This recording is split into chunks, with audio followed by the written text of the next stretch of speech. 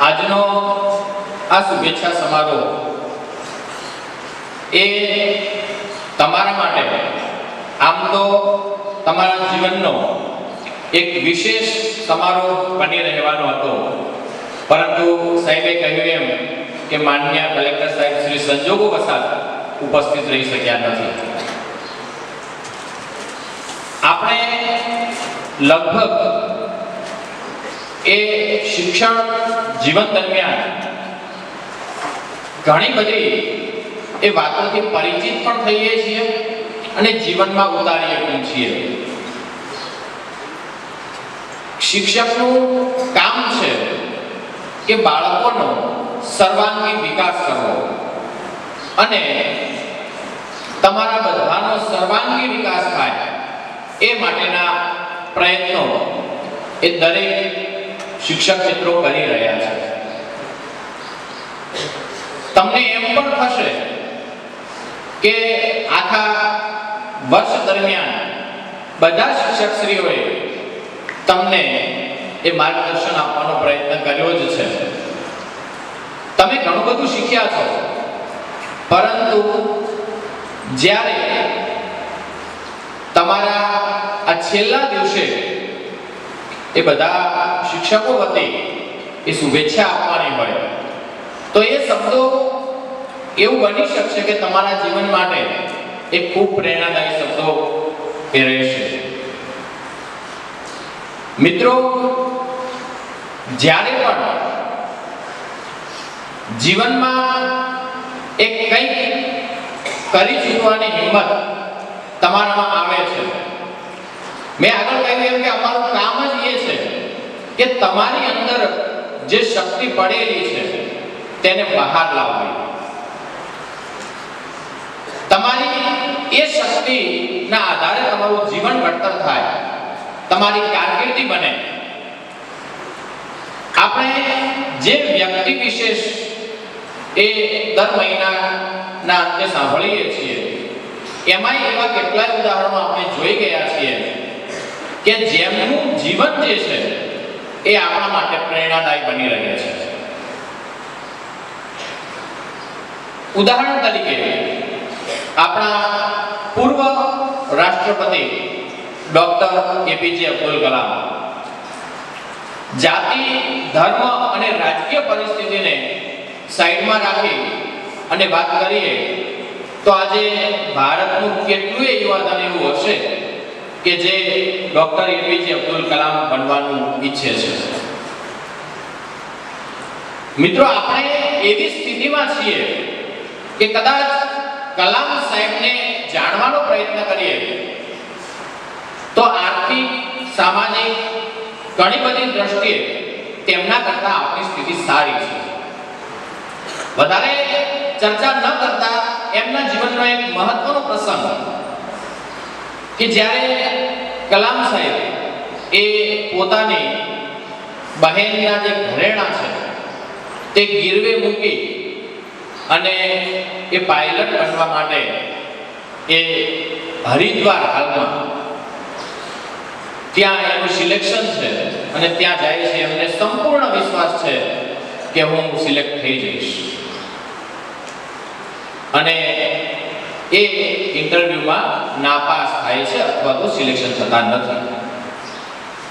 ત્યારે તેમની પાસે માત્ર એક જ વિકલ્પ વધે છે કે હવે ઘરે પાછા જઈ શકે એવી કોઈ પણ પ્રકારની સ્થિતિ નથી.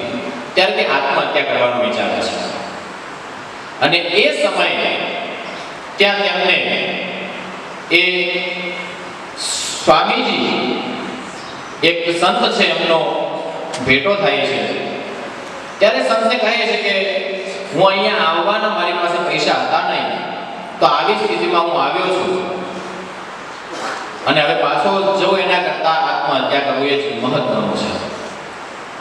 ત્યારે સ્વામીજી એમને શાંતિથી બેસાડીને સમજાવે છે. એમની એ સરસ વાત આજે પણ એ યાદગાર પ્રસંગ બની ગયો છે. સ્વામીજી કહે છે કે તું ચિંતા ન કર, તારું સર્જન આના કરતા પણ કંઈક વિશેષ બનવા માટે થયેલું છે. અને કલામ સાહેબ વિચારે છે કે આ વ્યક્તિને હું ઓળખતો પણ નથી અને જો એને મારા ઉપર આટલો વિશ્વાસ હોય તો મારે ચોક્કસ એ મહેનત કરી અને આગળ વધવું જોઈએ. અને એના પછી આપણે જોઈએ છીએ કે આપણે જે મિસાઇલ મેન તરીકે ઓળખીએ છીએ. કલામ સાહેબની આવી ઘણી બધી વાતો છે.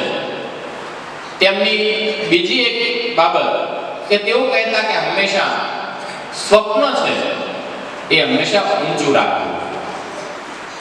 તમારો વિચાર છે એ ખૂબ ઊંચો હોવો જોઈએ. આપણા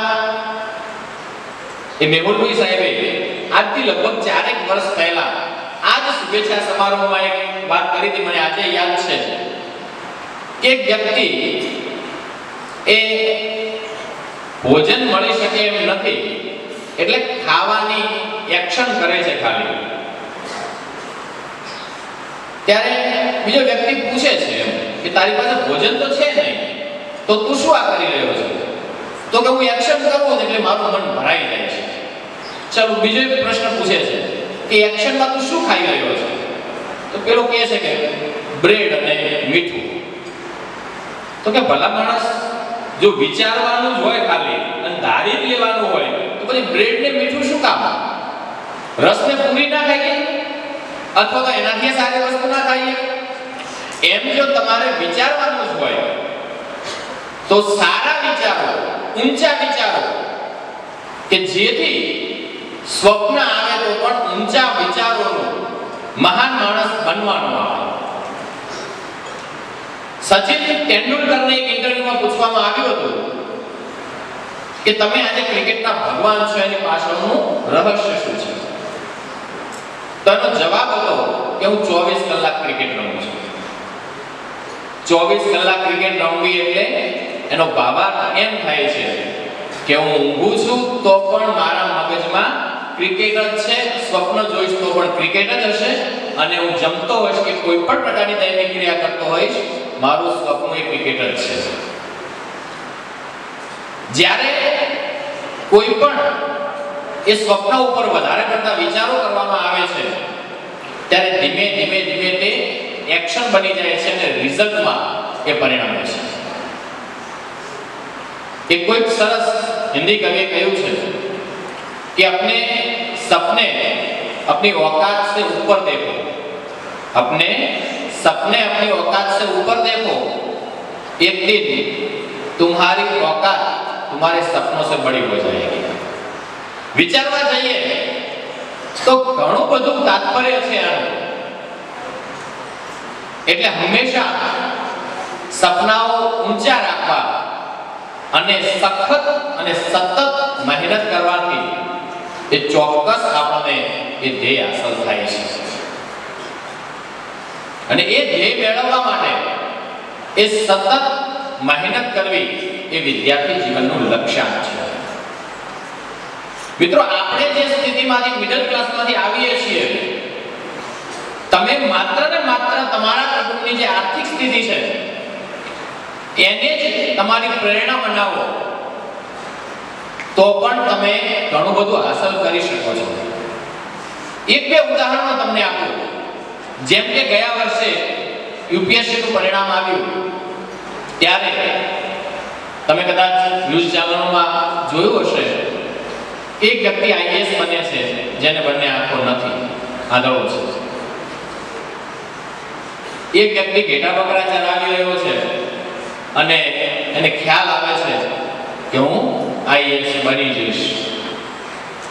તમે કલ્પના કરી જુઓ કે એવી સ્થિતિમાં આપણે છીએ.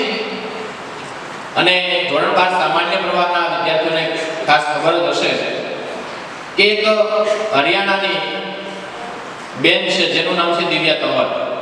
કદાચ કોઈકે સોશિયલ મીડિયામાં નાનકડો ટુકડો એનો સાંભળ્યો હશે, જોયો પણ હશે.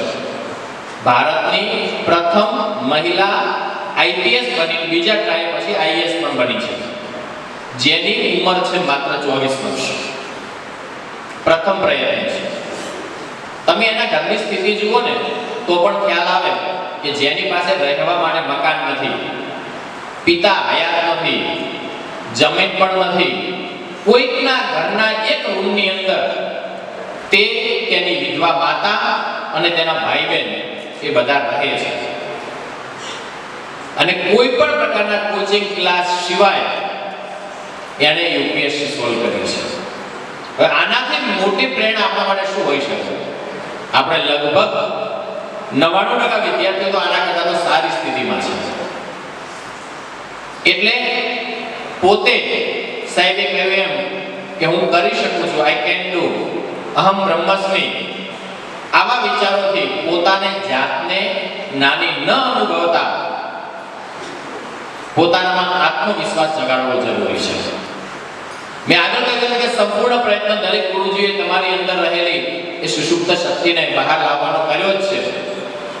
પણ તેમ છતાં રામાયણનો એક પ્રસંગ તમને યાદ અપાવું કે જ્યારે માતા સીતાનું હરણ થાય છે, એક પુષ્પક વિમાનની અંદર માતા સીતાને લઈ જઈ રહ્યો છે, ત્યારે આપણે બધા જાણીએ છીએ કે જટાયુ જે પક્ષીઓનો રાજા છે તે માતા સીતાને છોડાવવા માટેના પ્રયત્નો કરે છે અને ઘાયલ થાય છે. જ્યારે એ ઘાયલ જટાયુને રામ મળે છે ત્યારે જટાયુ કહે છે કે મારે હવે ઉપર જવાનો સમય પાકી ગયો છે. તમે તમારા પિતા એટલે કે રાજા દશરથ પણ એ સ્વર્ગમાં હશે, એમના માટે કઈ સંદેશો મોકલવા માંગતા હો તો હું એમને સંદેશો આપું. ત્યારે મિત્રો રામનો જે આત્મવિશ્વાસ છે, મારા તુલસીદાસ લખે છે કે એને રામ હવું કહેવાય છે. રામ બનવાની વાત કરી છે કે રામ કહે છે કે જેની પાસે માત્ર કોઈ પણ પ્રકારની સેના નથી, રાવણ 7 વખત એ બ્રહ્માંડ જીતી ચૂક્યો છે એવી એની પાસે સેના છે, અને રામનો આત્મવિશ્વાસ જુઓ તમે કે મારા પિતાજી માટે મારે કોઈ સંદેશો મોકલવો નથી. સંદેશો તો આપશે આવીને દશાનંદ રાવણ કે જેનો હું કુલ સમિત એ નાશ કરવાનો છું. કેટલો આત્મવિશ્વાસ છે! આપણે પણ એવો આત્મવિશ્વાસ જાગૃત ના કરી શકીએ? માતા પિતા હોય, ગુરુજી હોય, જ્યારે આપણું પરિણામ પૂછતું હોય કોઈ, ત્યારે આપણે એવું ચોક્કસ ના કહી શકીએ કે હું નહીં, મારું પરિણામ બોલશે. અને એ આત્મવિશ્વાસ ત્યારે જ કેળવી શકાય છે જ્યારે આપણે એ પળે પળ એ સમયનો સદુપયોગ કરી અને માત્ર ને માત્ર વિદ્યાર્થી જીવનમાં શિક્ષણ સિવાય કશું જ ન કરીએ. જે શિક્ષણ છે એ જ આપણા માટે એ મહામૂડી છે. અને તમે સમાજની અંદર જેટલા લોકો શિક્ષણ મેળવેલા છે એમને જોવાનો પ્રયત્ન કરશો તો તમને ખ્યાલ આવશે કે માન, સન્માન, પદ, પ્રતિષ્ઠા આ બધું જ એ શિક્ષણ તમને અપાવી શકે છે. મિત્રો, તમે શિક્ષણ મેળવવાનો એ પ્રયત્ન કર્યો જ છે. મેં ગયા વર્ષે પણ યાદ કરાવ્યું હતું, એમ ફરીથી યાદ કરાવો કે સ્વામી વિવેકાનંદની જે એકાગ્રતા હતી તે એકાગ્રતા તમે કેળવી શકો તો ચોક્કસ એ શિક્ષણ મેળવી શકાય છે. સાહેબે આગળ વાત કરી એમ કે લઘુતા ગ્રંથિ ન અનુભવતા, એક બે દિવસ પહેલા એક સરસ કાવ્ય વાંચ્યું હતું કે આસોપાલવની ઊંચાઈ જોઈને તુલસીનો છોડ ક્યારે લઘુતા અનુભવતો નથી. હાથીનું બળ જોઈને ક્યારેક ખિસકોલી ડિપ્રેશનમાં આવતી નથી. દરેકને ભગવાને એ ખૂબ સરસ બનાવ્યા છે. દરેકનું જે મગજ છે, દરેકના સંજોગો છે, દરેકની પરિસ્થિતિ છે એ જુદું જુદું છે. એટલે દરેકનો ઉદ્દેશ્ય પણ જુદો જુદો હોય. અને ઉદ્દેશ્ય ન હોય તો પણ બ્રહ્માંડમાં અસંખ્ય તારાઓનું નિર્માણ થયેલું છે, એમ અસંખ્ય લોકો છે અને દરેકની શક્તિ જુદી છે. એટલે હું કરી શકું છું, મારાથી થઈ શકે છે, માત્ર એને જીવન લક્ષ્ય બનાવી અને તમે આગળ વધો, એ જ મહત્વનું છે. સાહેબે કર્મની પણ વાત કરી. તમને એક નાનકડી ખાલી કર્મની વાર્તા આપતો, 12 સામાન્ય પ્રવાહવાળા વિદ્યાર્થીઓ તો ક્યારેક સાંભળી પણ હશે. અને તમારા જીવનનો આગળનો પડાવ એ પણ ત્યાંથી શરૂઆત થવાની છે. એક રાજા છે, પોતાના 3 મંત્રીઓને બોલાવી અને 3 થેલા આપી દે છે. લો, આ થેલા આપણા બગીચામાંથી ફળના ભરી લાવો. પેલો મંત્રી વિચારે છે કે કદાચ છે રાજાને આ ફળો એકાદ મહિના સુધી ખાવા હોય તો એ તેમાં સરસ મજાના 1 મહિના સુધી ખાઈ શકાય તેવા ફળો ભરે છે. બીજો મંત્રી વિચારે છે કે મૂળ રાજાને સમય જતો નથી એટલે આપણે ખાલી થેલો જ ભરવાનો છે, એ કાચા પાકા જે આવે તે ભરે છે. ત્રીજો છે તે એનાથી વધારે ઉસ્તાદ છે કે મૂળ એને થેલો ભરવાથી મતલબ છે, તો ઘાસ વેલા જે કંઈ આવે બધું ભરી દે છે. 3 પાછા આવે છે તો રાજા સૈનિકોને ઓર્ડર કરે છે કે આ 3ને જેલમાં પૂરી દો અને તેમણે 1 મહિના સુધી એ જ ખાવાનું છે કે જે થેલા ભરી લાવ્યા છે. પહેલો મંત્રી શું વિચારે છે કે રાજાને 1 મહિના સુધી ખાવા હોય તો, એટલે એને સારો વિચાર કર્યો તો રાજા માટે. તો એને 1 મહિના સુધી સરસ મજાના ફળો ખાવા મળ્યા, બીજાને કાચા પાકા ખાવા મળ્યા, ત્રીજાને ઘાસની વેલા ખાઈને મૂળ જીવવું પડ્યું. આ વાર્તાનો તાત્પર્ય એ છે કે ઈશ્વર છે એ રાજા છે અને આપણને થેલા ભરવા માટે મોકલ્યા છે. યાદ રાખજો, જ્યાં સુધી નાદાન અવસ્થા છે ત્યાં સુધી ઈશ્વર માફ કરી દે છે, પણ જ્યાં આપણી સમજણ શક્તિ છે, આપણું કર્મ મહત્વનું છે, આપણું કર્મ કરવાનું છે, અને પછી જો આપણે થેલા ભરવામાં ખબર ન રાખીએ તો યાદ રાખજો મિત્રો કે જે 20, 22, 25 વર્ષની ઉંમરથી જ્યાંથી આપણી સમજણ શક્તિ સંપૂર્ણ ખીલી જાય છે ત્યાંથી થેલો ભરવાનો ચાલુ થાય છે અને અંદાજિત 50 વર્ષ સુધી આપણે થેલો ભરવાનો છે અને 50 પછી આપણે ખાવાનો છે. આ જ જન્મની અંદર એક કર્મ તમે કેવું કરો છો એ ભોગવીને જવાનું છે, અને પછી જો આપણા જીવનમાં સમસ્યાઓ હોય તો એના માટે જવાબદાર આપણે જ છીએ કે આપણે કર્મ કરવાની ખબર રાખવાની હતી. વધારે સમય ન લેતા એક સરસ મજાની એક કવિની એ થોડી પંક્તિઓ છે એ રજૂ કરીને મારી વાતને વિરામ આપું છું. તું अपनी खूबियां ढूंढ,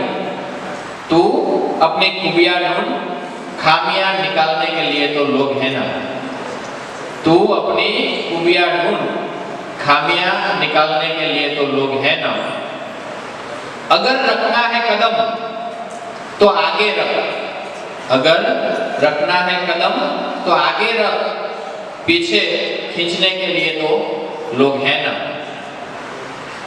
सपना देखना है तो ऊंचा देख, सपना देखना है तो ऊंचा देख, नीचा दिखाने के लिए तो लोग हैं ना. तू अपने अंदर जुनून की चिंगारी भड़का, तू अपने अंदर जुनून की चिंगारी भड़का, जलने के लिए तो लोग हैं ना. तू कुछ करके दिखा दुनिया को, तू कुछ करके दिखा दुनिया को, तालियां बजाने के लिए तो लोग हैं ना. એટલે કહેવાનો તાત્પર્ય એ છે કે લોકો એ તમારી ખામીઓ નિકાળતા રહેશે, તમારે માત્ર ને માત્ર તમારી ખૂબીઓ ઉપર ધ્યાન આપી અને શિક્ષણને જીવન લક્ષ્ય બનાવી અને પ્રગતિ કરવાની છે. છેલ્લે મારા જે કાયમી શબ્દો વિદ્યાર્થીઓ માટે રહે છે કે શિક્ષણને સમય આપો, શિક્ષણ તમારો સમય લાવશે ને લાવશે. બસ અસ્તુ. જય હિન્દ. જય ભારત.